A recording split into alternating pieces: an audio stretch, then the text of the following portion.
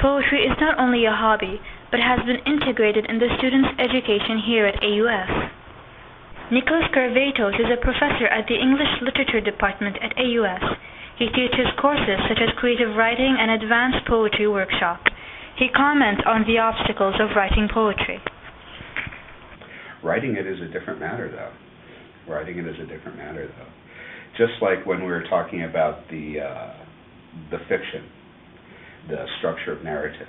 And I often refer to just TV shows and movies to show them how much they already know about narrative structure and characterization and setting and all of those things.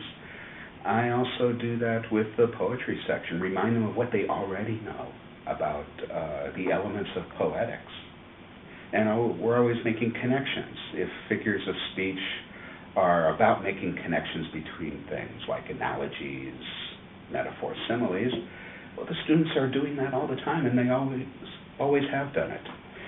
So I feel I do a lot of reminding them of what they already know about language, and then putting what they already know into the poem itself. Karavatos also expresses his opinion on finding meanings behind poetry. And it's almost like an uptight adult storms into the room and takes a look around what all the kids are doing and says, "What is the meaning of this?" It's like, well, and a bunch of people playing, no, there's no real meaning to it, So what's wrong with just play? The playfulness of language, playing with language, playing is a learning thing, and it's a way of discovering things also. If we can say what a poem means, this is what it means. This is the purpose of it. This is the meaning of it. It's almost like sticking a pin in a butterfly and putting it in a case. It's dead, right? And something that's so obviously that,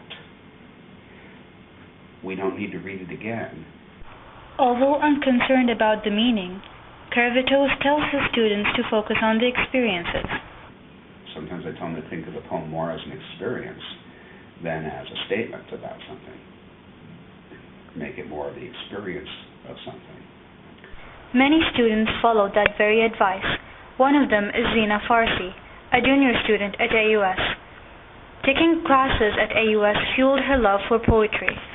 Continuing the classes until university has definitely not only helped me explore my own poetry, but has helped me learn so much about poets that I might have ignored.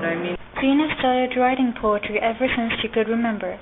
She talks about what her recent poems contain.